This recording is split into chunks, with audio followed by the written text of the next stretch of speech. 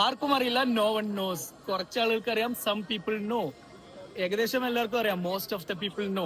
ഇനി എല്ലാവർക്കും അറിയാന്നാണെങ്കിലോ, everybody no എന്ന് പറയരുത്, എവറിബഡി നോസ്. മനസ്സിലായോ? ഇനി ആർക്കെങ്കിലും അറിയുമെന്ന് എങ്ങനെ ചോദിക്കുക, does anyone know, does anyone know അല്ലെ?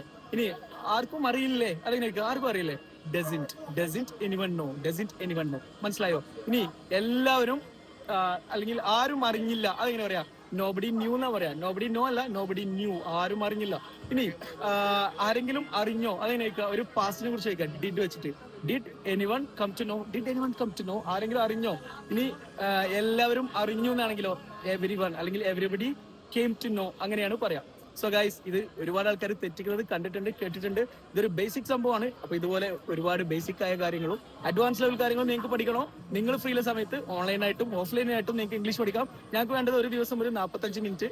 ഓക്കെ, വളരെ ചെറിയ ഫീ ആണ്, സംസാരിച്ച് പ്രാക്ടീസ് ചെയ്തിട്ടാണ് പഠിക്കുന്നത്. അതുകൊണ്ട് റിസൾട്ട് ഉറപ്പാണ്.